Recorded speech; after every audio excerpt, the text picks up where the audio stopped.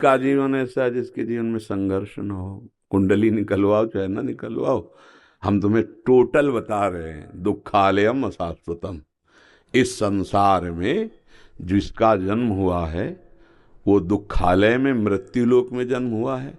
और अशाश्वतम, तुम्हें जो कुछ यहाँ मिला है सबका नाश होगा। शरीर, पदवी, रुपया, पैसा, संबंध, रिश्ते, नाते, परिणाम में सब कुछ छूटेगा, सबका नाश होगा। टोटल यहाँ का हिसाब किताब है। अब हम आगे की बात जानकर क्यों परेशान हों कि हमारी 20 वर्ष के बाद क्या दुर्दशा होगी, हम 20 वर्ष क्यों दुखी हों।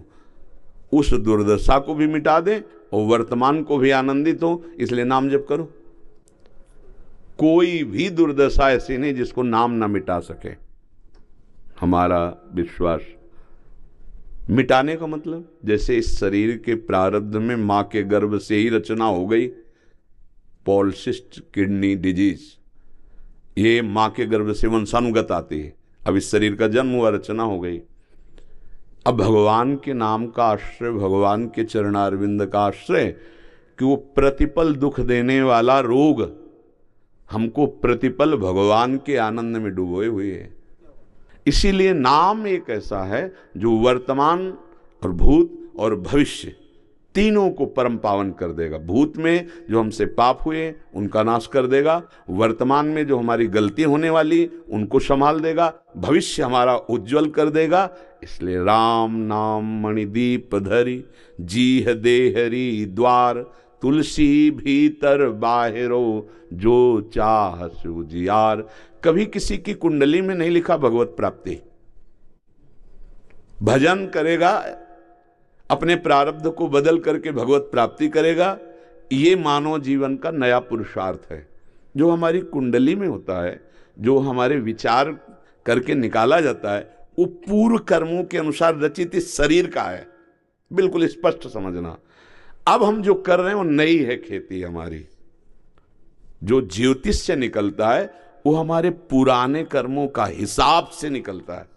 पुराने कर्मों के अनुसार हमारे शरीर की रचना हुई, हमारे भाग्य की रचना हुई। भाग्य में दो हैं, शुभ अशुभ कर्म का परिणाम सुख और दुख, बस इतना ही है। आगे हम पुरुषार्थ करके इस पर विजय प्राप्त करके भगवत प्राप्ति करे, ये मानव देह का लक्ष्य है। साधन धाम मोक्ष कर द्वारा, पाई न जे परलोक संहारा, सो परत्र दुख पावई, सिर धुनि धुनि पछताए, काले कर्म ईश्वर मिथ्या दोष लगाए। ज्योतिष सत्य है, उसका विचार सत्य है, पर हमारा जो परम सत्य है वो भगवत प्राप्ति का अगर लक्ष्य बन जाए और खूब नाम जप करें तो हमारे भाग्य बदल जाएंगे। हमारे लिखे हुए भाग्य के जो अंक हैं वो हमको परास्त नहीं कर पाएंगे।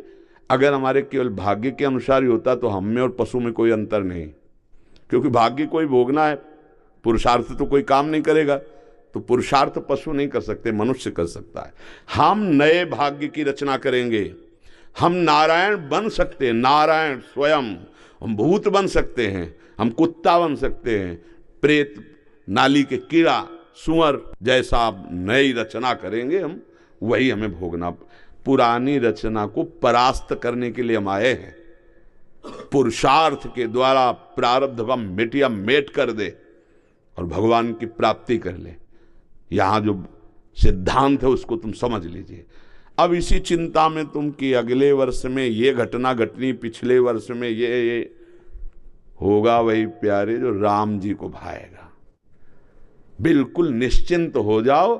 भगवान का नाम, भगवान का भरोसा, तो समुझ जाए शरण ते डरत ना काल डर। फिर हम प्रारब्ध से क्या डरें। प्रारब्ध केवल सुख और दुख देने वाला शरीर को, और ये शरीर मिटिया मेट होगा, आज नहीं तो कल पक्का। पर हम इसके मिटने के पहले ऐसी स्थान, ऐसी स्थिति, ऐसा पद प्राप्त कर ले, कोई भी द्वंद्व हमारा स्पर्श न कर पावे। वो है भगवान के चरणारविंद का आश्रय और भगवान का भजन। सच्ची बात मान लो। जैसे कहा जाता है कि घोड़े के नाल की अंगूठी बांध लो तो शनि नहीं लगेगा, ऐसा ऐसा ऐसा ऐसा। तो घोड़े में शनि तो लगने नहीं चाहिए फिर, क्योंकि उसकी पूरी नाल ठोकी है। कितना शनि ऊपर चढ़ा हुआ है कि लोग उस पर चढ़े रहते हैं, साटा चलता है, कहाँ कहाँ दौड़ाया जाता है। हमारी बात मान लो, अच्छे आचरण करो, राम कृष्ण हरि नाम जप करो, ये सब तुम्हारे अनुकूल हो जाएंगे। बुरी जगह पर बैठे पर भी तुम्हारे ग्रह नक्षत्रों में बुरी जगह वो बैठे हैं और तुम्हारा चित्त भगवान में लगा हुआ, धर्म से चलते हो, कभी तुम्हारा बाल बांका नहीं होगा। और सब सही जगह ग्रह बैठे हैं, भगवान से विमुख हो, गंदे आचरण करते हो, कभी सुखी नहीं रह सकते। वो ग्रह तुम्हें कभी सुखी नहीं कर पाएंगे। ये बात आखिरी समझ लो। जो पे कृष्ण चरण मन अर्पित तो करी है का नवग्रह रंक। अगर भगवान से विमुख जीव है तो कोई भी ग्रह नक्षत्र उसका मंगल नहीं करेंगे, और भगवान के सन्मुख जीव है तो कोई भी ग्रह नक्षत्र उसका अमंगल नहीं कर सकते। ये भी बात समझ लो। सार बात, भगवान का आश्रय लेकर भजन करने के लिए मानव देह मिली यार। ये सुख दुख के पचड़े का चिंतन करके नष्ट होने के लिए नहीं मिली। हमें पता चल जाए कि अगले महीने में, अगले साल में हमारे ऊपर ये कष्ट आने वाला है, वो आज से मरना शुरू हो गए। क्यों? हम आज से नाम जप करेंगे, हमें टोटल पता है कि यहां जो मिला सब छूटेगा, पक्का। क्यों? किसी को अभी विश्वास है कि जो मिला है वो पास रहेगा, सब छूटेगा। एक समय ऐसा आएगा केवल आपको अकेले उड़ना होगा, शरीर भी साथ नहीं, यहां से जाना होगा। अब ये जब हमें पता है सब छूटेगा तो उसके बीच की बात हम क्या जाने। अब हम ऐसे को पकड़ेंगे जो छूटेगा नहीं। वो नाम है, वो श्री भगवान है, वो प्रभु का आश्रय, परम मंगल हो जाएगा। हमारी प्रार्थना मान लो। हम ये नहीं कहते कि ज्योतिष झूठा है, पर ज्योतिष पूर्व हमारे शुभ अशुभ कर्म से रचित इस शरीर के सुख दुख का जो भाग्य में लिखा है उसी का वर्णन है। अगर उतने ही भोगने आए हैं तो पशु और हम में कोई अंतर नहीं। हमारा मानव देह है, परम पुरुषार्थ करके हम अपने भाग्य की नई रचना करेंगे और हम भगवान को प्राप्त होंगे। ये पक्का समझ लो। ऐसा नहीं है कि हम ऐसे असमर्थ हैं कि अब हम केवल भाग्य को भोगते चले जाएंगे, बस इतना हमारा जीवन, ऐसा नहीं। परम पुरुषार्थ भगवान का भजन है, भगवान का आश्रय। नहीं, किसी को भगवत प्राप्ति क्यों हो? ये धाम की प्राप्ति, नाम की प्राप्ति, भगवान की लीला की प्राप्ति, तत्व बोध की प्राप्ति, ये सब इसी जन्म में है। और ये प्रारब्ध में नहीं लिखा होता, कुंडली में नहीं लिखा था कि भगवत प्राप्ति होगी। हमारी कुंडली में लिखा होता है इतने वर्ष की अवस्था में ये घटना घटेगी शरीर में, इतने वर्ष की अवस्था में ये सुखद दुखद, ये ही लिखा है।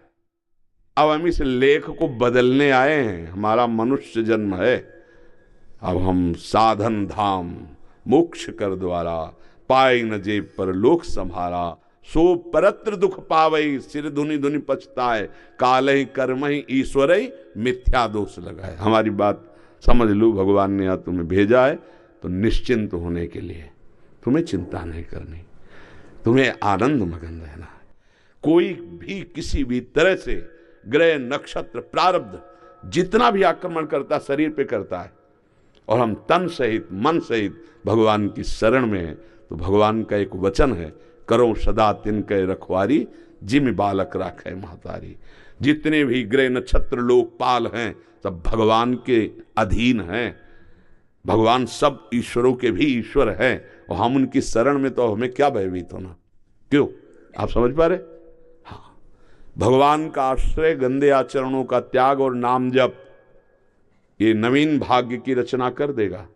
कहीं ये मेरे मोक्ष के मार्ग में अड़चन बना तो ये जीवन व्यर्थ ना चला जाए, ये डर से। नहीं, मोक्ष के मार्ग में तो अड़चन कोई डाल ही नहीं सकता। जैसे हमको 2 सेकंड में मरना है, मान लिया शरीर को 2 सेकंड में जाना, हम 2 बार बोल लिए राधा राधा, जब पुत्र के बहाने नारायण बुलाया तो परम पद में पहुंच गया। हम जानकर राधा बोल रहे हैं और वो सेकंड हमारा आखिरी, तो हमें भगवत प्राप्ति नहीं हो जाएगी?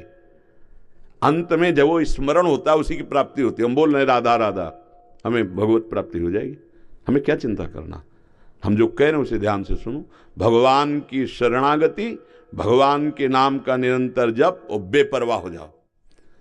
करो सदा तिनके, वो दुख सुख की परिस्थिति में मुझे संभालेंगे। मारा रावण ने अमोघ शक्ति विभीषण के ऊपर, तुरंत विभीषण पाछे मेला, सन्मुख राम सहो सोई सेला। उस शक्ति को भगवान ने अपनी छाती पे सहा। भक्त के वार को भगवान सहते हैं। प्रारब्ध वार करेगा, मेरे ठाकुर मुझे बचाएंगे।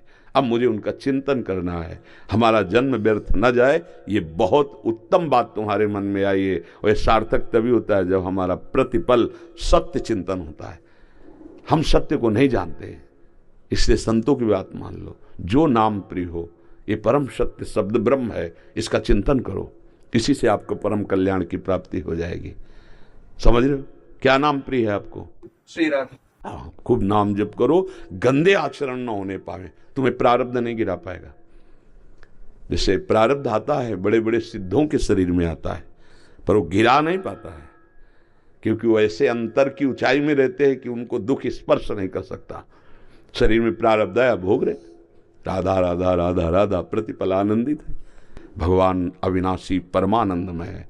अब उस खुशी में क्या हानि लाभ समझ में आवे, क्या निंदा स्तुति समझ में आए, क्या मान अपमान समझ, वो आनंद में मतवाला मान अपमान निंदा स्तुति सुख दुख सबको सहता चला जाता है।